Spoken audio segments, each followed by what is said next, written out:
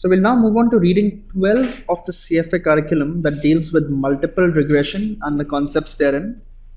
So we'll start with an introduction and the formulation of multiple regression, revise the concept of p-value from the level 1, understand the F statistic test that we missed at simple linear regression, saying that we'll cover it during multiple regression. The coefficient of determination will come again, and we'll also look at a concept called adjusted R-square, using the ANOVA table in a lot more detail now, the concept of dummy variables. Many times in real world applications, we see that our dependent variable, let's say stock returns, is not just dependent on any one factor. So stock returns for a particular sector or a particular industry may have seemed to be related with the valuation, with the GDP growth, with the general market returns, and even some other factors. If the relationship of this sort as described, then the simple linear regression that we studied in the previous review will not be able to entirely capture the relationship between the stock returns and the independent variables. So in multiple regression, we call it multiple because there is more than one independent variable. The dependent variable is still one, but there are many factors going into the dependent variable calculation. Now we will still have an intercept term that basically gives us the value of the dependent variable when all the independent variables are equal to 0. So if x1, x2, xk are all 0, then the value of the dependent variable is equal to the intercept term. That is the same interpretation as from linear regression. The calculation of the slope coefficient now, that is, what is the dependence of stock returns to the p/e ratio, or what is the dependence to the GDP, or what is the dependence of the stock returns to the returns on the market, will have a slightly different interpretation now. The slope coefficients in multiple regression are referred to as partial slope coefficients. The slope coefficient B1 represents that how much would the value of y change for a 1 unit change in x1, keeping all other variables constant. So if I keep GDP growth constant, the return on market constant, and just increase or decrease the p/e by 1 unit, what would be the change in the dependent variable or the stock returns? If I change GDP, keeping all other constant, what would be the change in the stock returns is what the interpretation of B2 would be. So each of these slope coefficients represents the change in the dependent variable for a 1 unit change in the independent variable corresponding to that coefficient, keeping all other independent variables constant. So the dependent variable is a function of many independent variables. The yi is the ith observation of the dependent variable. Xj is the independent variable, x1, x2, x3, so on and so forth. B0 is the intercept term. B1, B2 are the slope coefficients for each of the independent variable. How the regression is performed is conceptually similar to what we did in simple linear regression. That is, we will calculate historical values of y given the values of x. We will see the stock returns for the last 30 quarters, for example, and the last 30 quarters, let's assume the stock gave a 2%, minus 5%, sometimes a 10%, 2%, 7%, so on and so forth return. During each of these 30 quarters, I would correspondingly measure the p/e multiple of the stock. Let's say it was 10, 12, 11, 9, 10 in the range. I will also measure the GDP growth for each of the quarters, and I will also measure the return on the stock market. So this will give me my historical data of the stock return with the return or with the variation on the independent variables. Question still remains, I need to calculate these coefficients b1, b2, b3, and I need to estimate the intercept term b0. Let's assume that I'm able to estimate these coefficients. The regression equation then would be written as y hat is equal to b0 hat plus b1 hat into x1 plus b2 hat into x2, so on and so forth, bk hat into xk. Please remember, we put a hat on top of a statistical variable when the variable is an estimated value and not an actual value. In the previous example, we were trying to place these actual returns as a function of the actual independent variables at that time. When we derive a regression equation based on those historical values and now use the regression equation for future prediction, that is, in the future, I am given a P by E value and I am given a GDP growth number and I am given a market return number, and I need to predict the stock returns or the expected stock returns. That is how I use my regression equation, or this is what I'm basically doing the regression for, so that I'm able to predict future returns on the stock. When I'm using it for the prediction and I'm using the estimated values of B1 and B2, then I put a hat on top of the statistical variables. The question remains, how is B0, B1, B2 derived? Please note once again, the derivation is not given in your curriculum. However, for better understanding, we will understand how it is done. The method is the same as that used in linear regression, wherein we were given a scatter plot and we tried to find the best fit line. We defined best fit as the line that minimizes the sum of squared errors. Please note, in the case of multiple regression, it will be relatively tougher to imagine the equation as a straight line on a plane, since there's not just two variables. There is 3, 4, probably even 10 variables. So the graph will not even be three-dimensional. The dimensions cannot be represented on a plane. But please understand, the concept still remains exactly the same. We will assume the predicted value to be b0 plus b1 into x1, so on and so forth. And for at least the historical values, we also know the actual values of the dependent variables for the last 30 quarters. So for the last 30 quarters, we can calculate the error term as the actual value of y minus the predicted value of y. And predicted value of y is nothing but the regression equation. Please note, at the moment, all the coefficients are unknown. For the last 30 values, however, or the 30 quarters of data that I had in the previous example, can I compute 30 such expressions?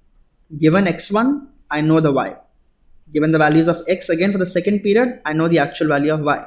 If I square each of these expressions, that will be called the squared error. And once again, the regression equation is the equation that minimizes the sum of squared errors.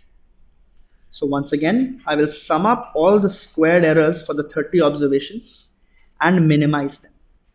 To minimize now, I will take the derivative of this expression of the entire sum of 30 errors, squared errors, with respect to b0 first and equate it to 0.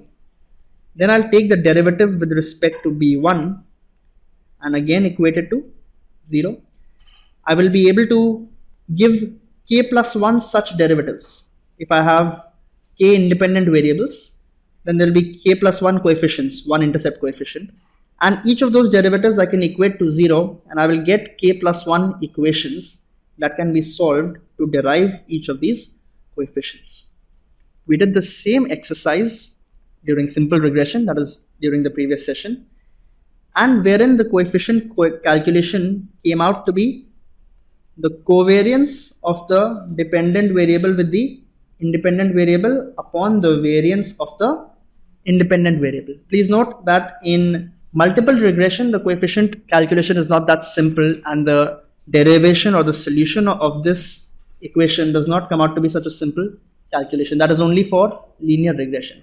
What the exact value will be is too complicated and is beyond the scope of discussion, but just know conceptually how we derive the multiple regression equation. It is the same ordinary least squares method, that is, we minimize the sum of squared errors. So let's do an example. 20 years of Blockup's annual sales were regressed against two independent variables. IP is the level of industrial production, and delta I is the changes in expected 10-year inflation expressed in decimals. The regression equation comes out to be that Blockup sales are 8 units plus 0.005 times the level of industrial production minus 22.5 times the change in expected inflation. So how would we have derived these coefficients? We know it is the same last 20 years. I know the actual sales, I know the actual industrial production, and I know the actual change in inflation. And I would apply the ordinary least squares method again to find out that to what extent are the sales linked to industrial production and to what extent are they linked to the change in inflation. The coefficient 0.005 indicates that if industrial production goes up by 1 unit, Blockup sales will go up by 0.005 units. Delta I, or the coefficient 22.5, indicates that if expected inflation changes by 1 unit, the sales will go down by 22.5 units. If expected inflation goes up by 0.01 units, the sales will go down by 0.225 units. Similarly, we are also given the standard errors of each of the coefficients. Always remember that these coefficients, whether in simple linear regression or in multiple regression, are estimates. They are estimated from this 20-year of Blockup sales data. Had I used a different sample, had I used 21 years of data, had I used some other 20 years, not these exact 20 years, these coefficients may have been different. So the coefficients are estimates. The coefficients will have a standard deviation. The standard deviation of these coefficients is referred to as standard error, a very important input that will go in the calculation of the statistical significance of each of these coefficients. The calculation of the standard errors, however, is again beyond the scope of your curriculum. So the standard errors for you, or for the most part, will be given. However, you need to know how to apply these standard errors, as we will see in the coming slides. Once again, for the sake of repetition, let's interpret the multiple regression results. So 0.005 indicates that if delta I is constant and just the industrial production goes up by 1 unit, Blockup sales will go up by 0.005 units.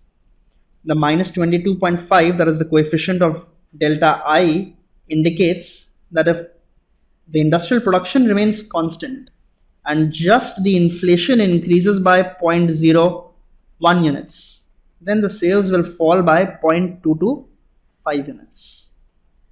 So these are called partial slope coefficients. The intercept term represents that when both IP is also 0 and change in expected inflation is also 0, the sales are expected to be 8 units. Just like we did a hypothesis test of the individual coefficients in linear regression, we can perform the hypothesis test for each of the coefficients in multiple regression. The null hypothesis in all statistical significance tests for coefficients will be that the coefficient equals 0. The objective of this analysis is to reject this null so that we imply the alternative that the coefficient is not equal to 0, and we can use the results of our regression. The test statistic for this test is a t statistic, that is, it follows the t distribution, and the test statistic is calculated as the estimated value minus the hypothesized value upon the standard error. If the t statistic is greater than the critical value or less than minus of the critical value, then we will reject the null. Otherwise, we will fail to reject the null and we will conclude that the coefficient is not significantly different from 0. So if we fail to reject the null, then we cannot use the results of the regression as we are concluding that it is not significantly different from 0. Please note, the t-test in regression has n minus k minus 1 degrees of freedom. In linear regression, recall this was n minus 2 because k was 1. K is the number of independent variables in the analysis. The confidence intervals for the regression coefficient are also calculated in the same manner. So whatever is the estimated coefficient plus minus the standard error into the critical value will give us the confidence interval of the regression coefficient, the same as in linear regression. We will now revise an interesting concept called p-value from level 1. So please recall that p-value is defined as the smallest level of significance for which the null hypothesis can be rejected. So to do an example, let's assume that we are performing a z-test. Z-test assumes the normal distribution. In the analysis, the test statistic came out to be 1.97. If the test statistic came out to be 1.97 and it is a two-tailed test, then please tell me that at 2% level of significance, will we be able to reject the null or not?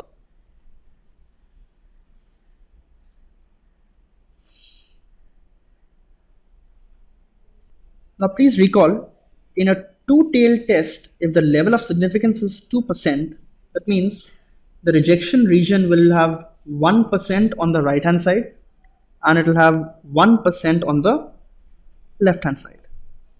The critical value for a 2% level of significance hence will be given as 2.33 units, such that if the calculated test statistic is greater than 2.33 or less than minus 2.33, the null hypothesis will be rejected. In our example, the calculated test statistic is 1.97. So is 1.97 more extreme than 2.33? It is not. So at a 2% of level of significance, we do not reject the null. Let's assume we increase the level of significance to 4%. So at a 4% level of significance, we'll be leaving 2% on the right and 2% on the left. You can verify from the Z table that if you're leaving 2% on this side, then again the value would be higher than 1.97 or you will be unable to reject the null. For a 5% level of significance, however, we leave 2.5% on the right and 2.5% on the left. And please recall, and you need to remember these values for the Z table. So remember the T table, you don't have to remember the values. But the Z table, standard 95, 99, 97.5% values need to be memorized by everybody. So at a 5% level of significance on a two-tailed test, that will leave 2.5% on the right hand side. The critical value will come out to be 1.96. So with 1.96 as the critical value and the calculated statistic as 1.97, will we now be able to reject the null? Yes, because it is more extreme than the critical value. So remember, the p-value is the smallest level of significance for which the null can be rejected. For 2%, it could not have been rejected. For 4%, it could not have been rejected. 5% is the minimum at which I can reject the null. Similarly, at 6%, 7%, 10%, I will be able to reject because the critical values will be further narrower. So if 1.97 was extreme, or if 1.96 rather was extreme, all lower values will also be able to reject or make me reject the null. In a question, if the p-value is given to be 5%, implies that in this regression, the calculated test statistic is something like 1.97. That is, the minimum level of significance required to reject the null is 5%. If the p-value is given to be 10%, that means the minimum level of significance required to reject the null is 10%. The p-value essentially is another way of conducting the hypothesis test. So instead of comparing the critical values, I can simply compare the p-value with the level of significance given in the question. If the p-value is less than the level of significance given in the question, then the null hypothesis can be rejected, because the minimum value I need to reject the null is the p-value. If our actual level of significance is higher than the p-value, then the null can be rejected. If the p-value is greater than the significance level, so in this case, the p-value was 5%, but our actual level of significance initially was 2%. So could we reject the null? No. If the actual level of significance is lesser than the p-value, or the p-value is greater than the level of significance, then we do not reject the null, or we fail to reject the null hypothesis. We'll do one example and understand this better. So we are given the intercepts and the coefficients. We are also given the standard errors. Please note the t-statistic is simply the coefficient divided by the standard error. So you can verify that the t-statistic here is matching. Up till now, the way we did the t-test was that if our t-statistic was greater than the critical value, which in this case should be something like 2.01 for a 5% level of significance t-test, then we would reject the null. So this would be greater than 2.01, this would be near about there, this would be greater than minus 2.01, so we reject the null. However, we don't need to do this because we are also given the p-value. So when we are given the p-value, we can do the hypothesis test simply by comparing the p-value with the level of significance. So 5% is our level of significance. Required to reject this null or to reject the first null is 45%. So can I reject this null? Required to reject the second null is only 0.03%. So can I reject this null? For the third null, I need 5.07%. So can I reject? The third one, I need only 0.15%. So can I reject? So the coefficients for x1 and x3, I can reject the null that the coefficient is equal to 0, or I will conclude that these two coefficients are statistically different from 0, and the intercept term as well as x2 are not statistically different from 0. An analyst would like to use the estimated regression equation from the previous example to calculate the predicted value of the current year's sales for block-up. Assuming the level of industrial production is 850, he observes that the change in expected inflation is currently 5%. This is inputted in decimals, so we'll enter 0.05. The regression equation is the same as what we had derived. So compute the level of block-up sales. So pretty straightforward. 8 units is the intercept term, 0.005 into the level of industrial production, that is 850, minus 22.5 into the change in expected inflation, that is 0.05. So the block-up sales would be given us, or would be calculated as 11.125. A very important slide, just like it was important in the case of linear regression. You need to memorize and understand each of these assumptions very well. So everything that we have done, all the hypothesis tests, all the predictions, all the calculations are valid if and only if all these assumptions are met. And these assumptions can be very limiting at times, and as we'll see in today's session, that these are some of the issues in the regression analysis. First, we assume that a linear relationship exists between the dependent and the independent variables. If there isn't, then you can't do linear regression. The independent variables are not random. So their value is not estimated from any regression type analysis. So their value is known or collected. There is no exact linear relationship between two or more independent variables. So if I have x1, x2, x3, then none of these variables can have a very high correlation amongst each other. What is the problem that this creates? We'll study soon. The expected value of the error term is assumed to be 0. That is, Sometimes there will be positive error, sometimes there will be negative error. If this really is the best fit line, then the positive errors and the negative errors will cancel each other out and the expected value of the error term will be 0. The variance of the error terms is assumed to be constant for all observations. The error term for one observation is not correlated with that of another observation. That is, there is no autocorrelation or no serial correlation. That also we will study soon. And finally, the error term is assumed to be normally distributed. So please spend 1 minute on this slide and try to memorize each of these points on your own.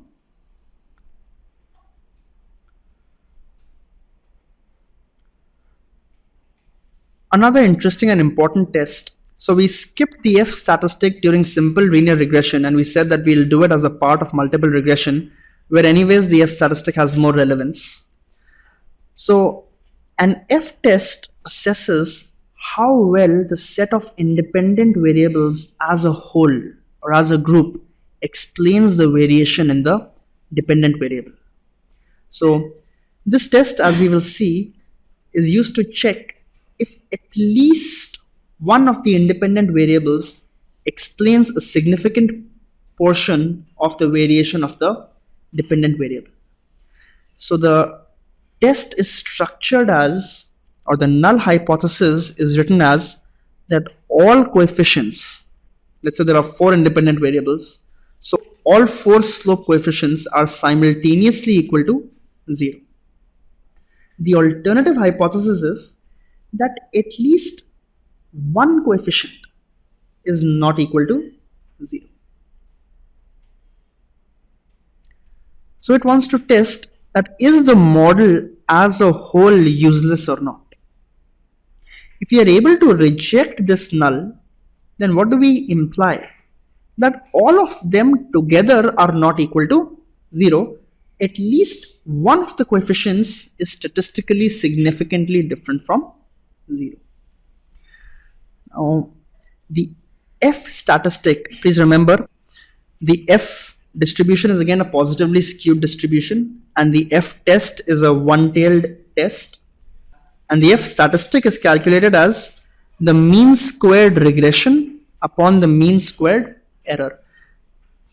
Please recall from the discussion of linear regression that the mean square regression is nothing but the regression sum of squares upon the number of independent variables. So the degrees of freedom of the regression is the number of independent variables upon the mean squared error, that is the sum of squared errors upon n minus k minus 1. So the degrees of freedom of the error is n minus k minus 1, where k is the number of independent variables. We will see this again in multiple regression as well. However, this is the calculation of the F statistic, that is the mean squared regression upon the mean squared error, where RSS is the regression sum of squares, also called as explained variation.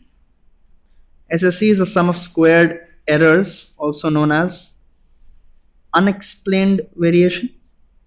Mean square regression is the regression sum of squares divided by the degrees of freedom of the regression, and mean squared error is the sum of squared errors divided by the degrees of freedom of the error terms. So let's do an example and understand. The degrees of freedom of the regression is equal to the number of independent variables. The degrees of freedom of the error or the denominator is equal to n minus k minus 1. N is always the size of the sample or the number of observations in one sample.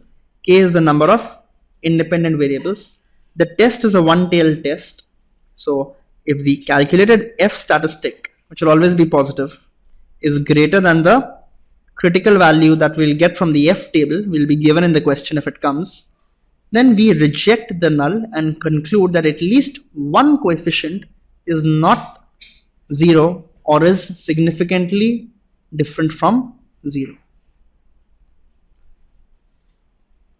So an analyst runs a regression of periodic value script returns on 5 independent variables over 50 months. The total sum of squares is 550. That is, SST is given to be 550. The sum of squared errors, that is SSE, is given to be 190. test the null hypothesis at the 5% significance level that all 5 of the independent variables are equal to 0. So the null hypothesis is structured as that all 5 independent variables are together equal to 0, and the alternative hypothesis would be structured as at least one is not equal to 0. The F statistic is calculated as the mean squared regression upon the mean squared error. The mean squared regression is nothing but the regression sum of squares upon k, that is 5, upon the sum of squared errors upon n minus k minus 1. The regression sum of squares can be calculated as the sum of squared total errors minus the sum of squared errors. The sum of squared total errors is 550 minus 190. So that will be 360 upon the number of independent variables, that is 5, upon the sum of squared errors, that is 190, divided by the size of the sample, that is 50, minus 5 minus 1. That will come out to be 16.673 approximately. And the critical value for an F test with a 5% level of significance and the given degrees of freedom, k for the numerator and n minus k minus 1 for the denominator, comes out to be approximately 2.4. So 16.673 is greater than 2.4. Hence we can reject the null that all 5 independent variables are together equal to 0, and we imply that at least one of the independent variables is different from 0. Why we do this test and what is the application of this test, we will also study soon when we study some issues with regression.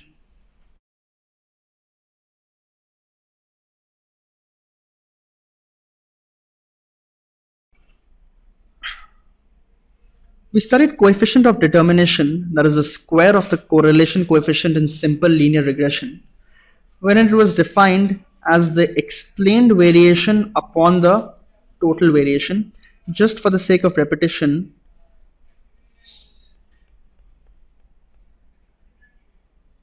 the regression line does not always give us the exact value for the dependent variable, and there can be an error term. So for a given value of the independent variable, the actual value of the dependent variable is historically available. The predicted value is given by the regression equation, and the mean can be calculated from the historical values of y. The distance yi, or rather y1 minus y bar, is called total error. Of the total error, y1 hat minus y bar is explained. The distance yi minus y hat that we studied earlier at the beginning also is called the error term. So error term, generally speaking, means the unexplained error. The square of the total error is equal to the square of the explained errors, also called as regression sum of squares, plus the squares of the unexplained error, that is the sum of squared errors. SST is equal to regression sum of squares plus sum of squared errors. This term is known as total variation. Regression sum of squares is known as explained variation, and the sum of squared errors is known as unexplained variation. Coefficient of determination, that is the square of the correlation coefficient, is defined as the explained variation upon the total variation. Explained variation can be calculated as the total variation minus the unexplained variation. So please note that for multiple regression, the definition of the coefficient of determination remains the same. So it is calculated in the exact same way as that for the simple linear regression. Again, tells us about how good is the fit of the regression. So if it is a perfect fit, if all values lie exactly on the regression line, then all error will simply be explained error, or there will be no unexplained error. That is, the coefficient of determination will be 1. That means a perfect fit or a very good fit of the regression line with the individual data points. The lower the R square, the higher is the unexplained error, or the general fit of the regression line is not so good. So lesser the coefficient of determination, lesser the fit, the higher the coefficient of determination, the better the fit of the regression line. In multiple regression, however, there is one additional issue. The issue is that as you add more independent variables, the R square tends to increase. It's just a mathematical phenomenon. Whether or not those variables have explanatory power, or they increase or they better my regression, the R square still tends to increase. So just because R square is increasing in multiple regression, we cannot conclude that the new model is better than the old model, because the R square mathematically tends to improve as you add the number of variables. To conclude that the fit of the regression is actually improving, we compute something called as adjusted R square. If adjusted R square is increasing, then we can definitely conclude that the new model is a better fit than the earlier model. So adjusted R square is calculated as 1 minus n minus 1 upon n minus k minus 1 into 1 minus the unadjusted R square, or the regular coefficient of determination. If the adjusted R square is increasing, then the new model is a better fit. Please take a moment to remember this formula. We'll apply it in the next question.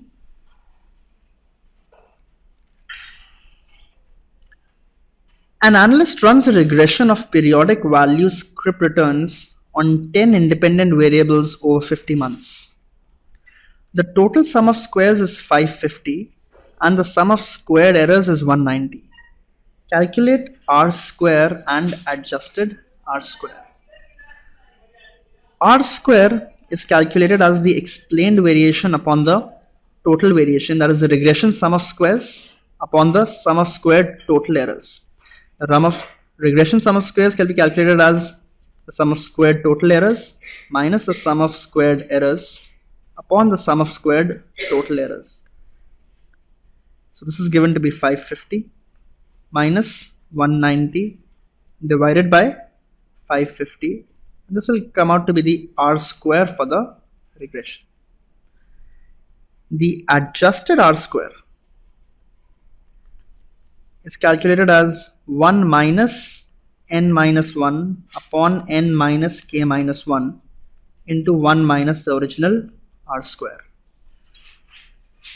So again, this will be calculated as 1 minus 50 minus 1 upon 50 minus 10 minus 1 into 1 minus the R square, that comes out to be 0.654.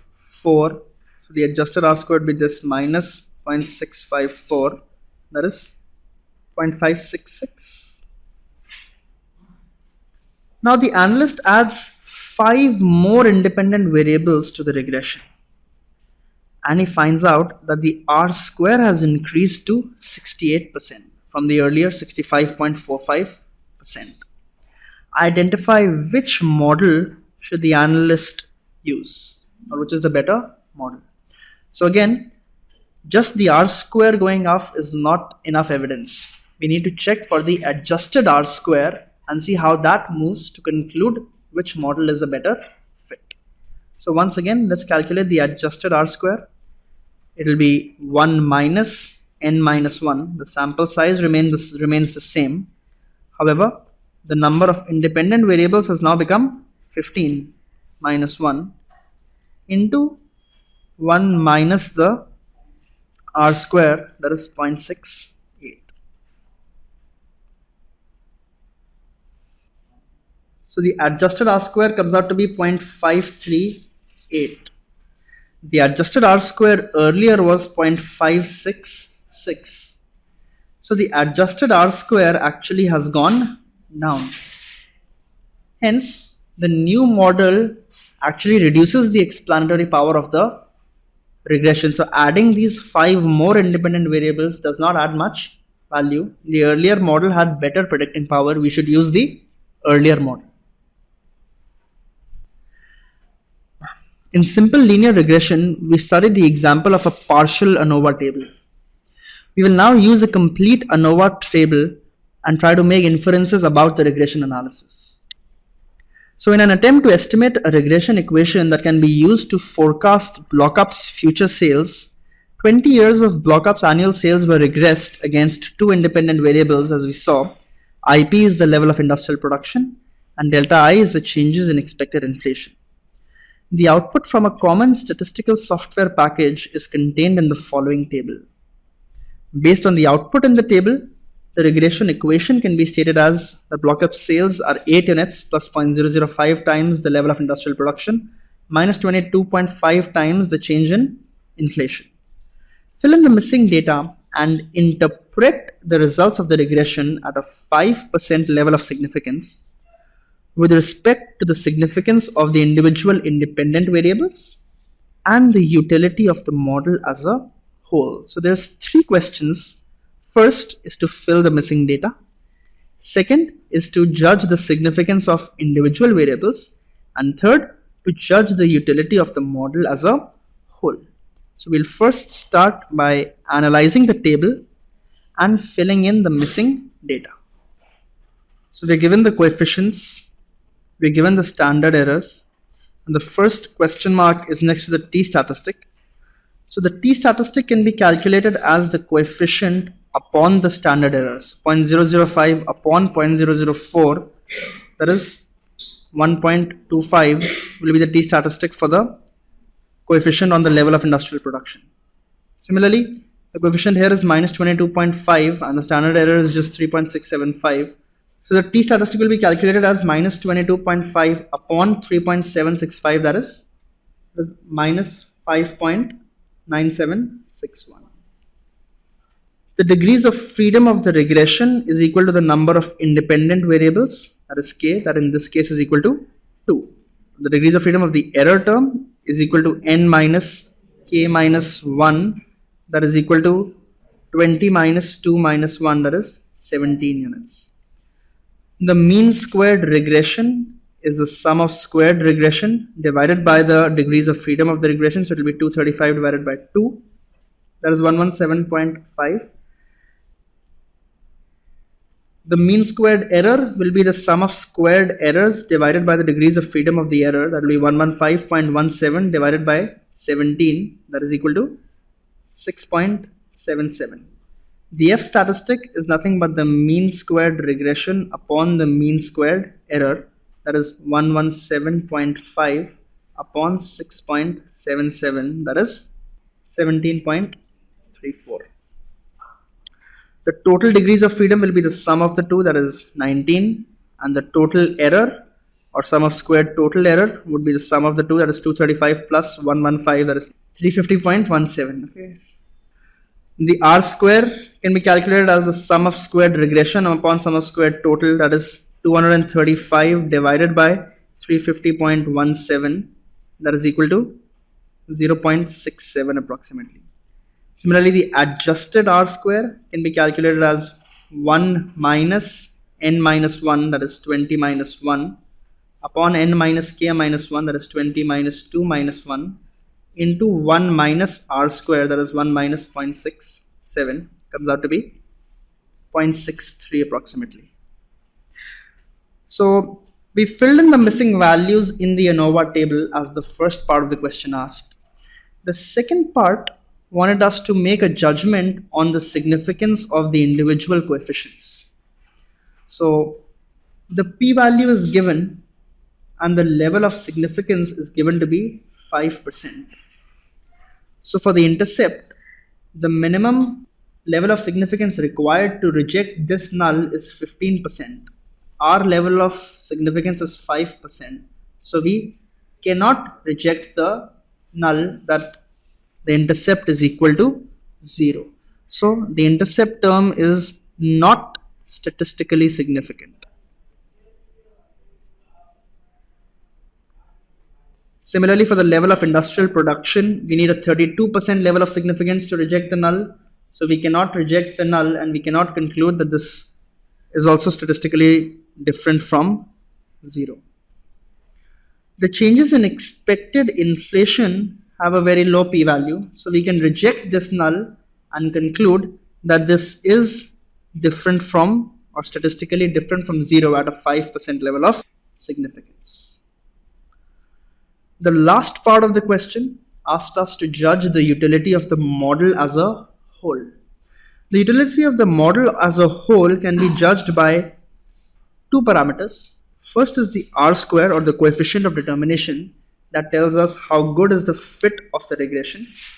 So about 67% of the variation in the dependent variable is explained by the independent variables. We can also look at the F test that tries to tell us that as a whole is the model useless, that is, are all coefficients simultaneously equal to 0? So again, the p-value is very low. So we can reject this null and conclude that at least one of the coefficients is statistically different from 0. Please verify your answer.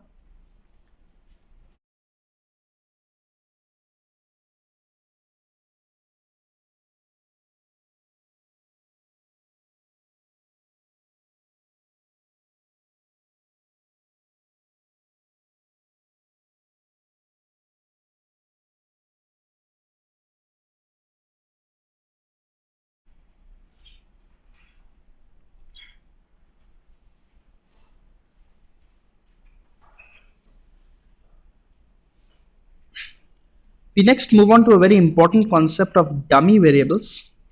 So please remember, dummy variables are simply independent variables that can take on a value of either 0 or 1. Probably that's why they call dummy, because they can only take two values, either 0 or 1. The formulation of the regression equation using dummy variables remains the same as we studied earlier. So if we are trying to project the quarterly EPS and we use three independent variables, Q1, Q2 and Q3. Q1 is 1 if we are in quarter 1. At all other times, Q1 is 0. Q2 is 1 when we are in quarter 2. At all other times, Q2 is 0. Similarly, Q3 is equal to 1 if we are in quarter 3. At all other times, it is equal to 0. B0 is the intercept coefficient, that is the expected EPS when all Q1, Q2, Q3 are 0. That means we are in the fourth quarter. So let's see what would be the possible data for estimating a regression like this. So if we see the last 40 quarters of EPS, then the EPS values would be something like this.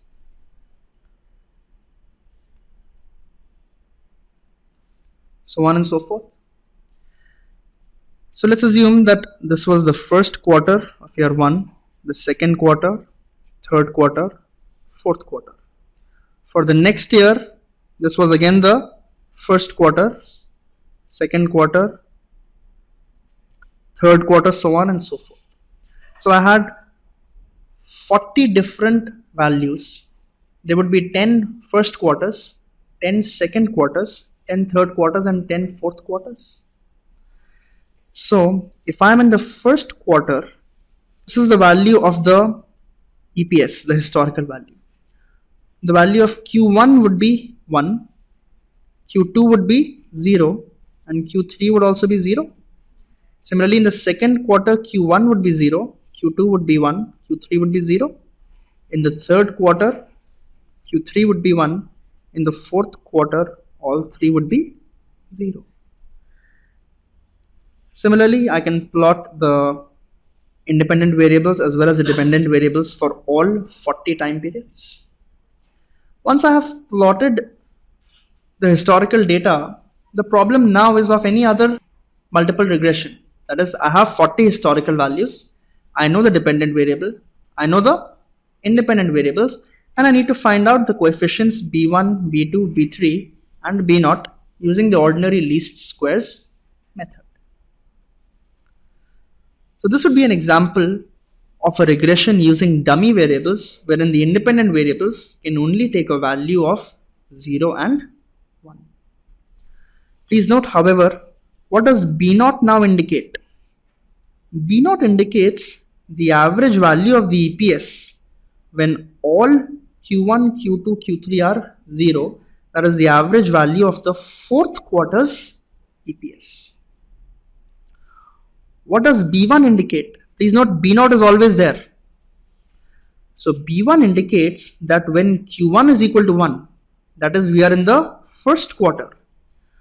How much does the first quarter EPS differ from the fourth quarter EPS? Because the fourth quarter is always there, B0 is always there.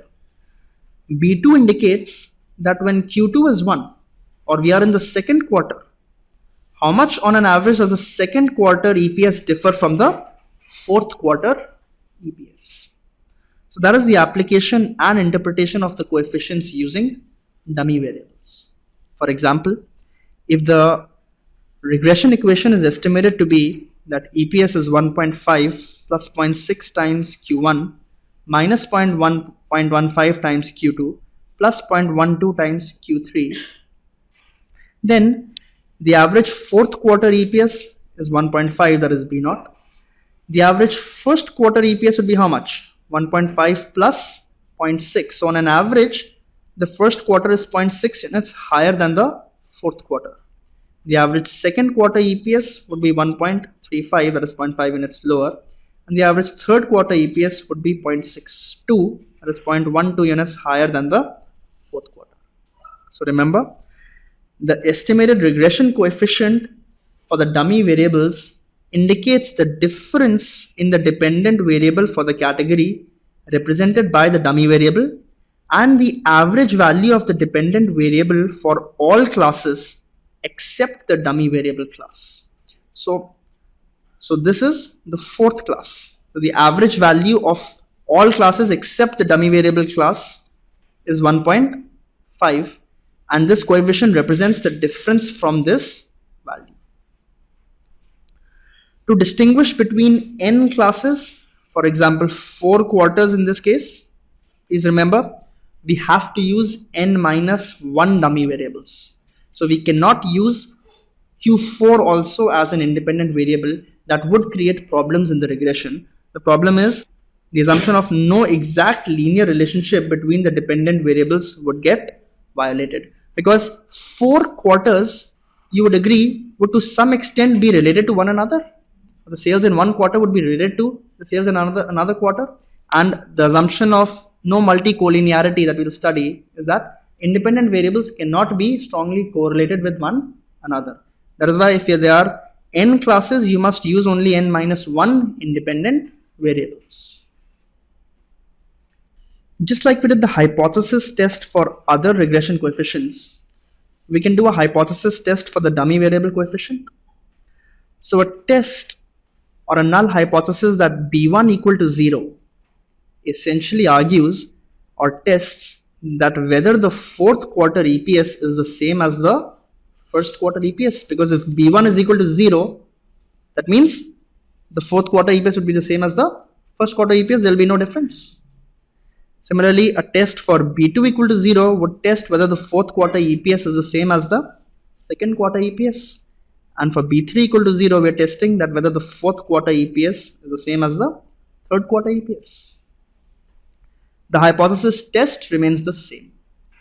So the t statistic is the coefficient divided by its standard error, and the t value or the critical t value is calculated from the t table with n minus k minus 1 degrees of freedom. If there are 50 data points with 5 variables, then it will be 50 minus 5 minus 1. The standard error of the coefficient B1 is equal to 0.2 from the EPS regression model. Test whether the first quarter EPS is equal to the fourth quarter EPS at the 5% significance level. So the standard error is 0.2. The value of B1 we estimated was 0.6. So the t statistic can be calculated as 0.6 upon 0.2, that is equal to 3 units. The critical value is somewhere in the range of 2.01. It will be given in the question. So we can conclude that as the calculated statistic is greater than the critical value, we can reject the null hypothesis that B1 is equal to 0, and we imply the alternative, that is B1 is different from 0, or the first quarter EPS is statistically different from the fourth quarter EPS.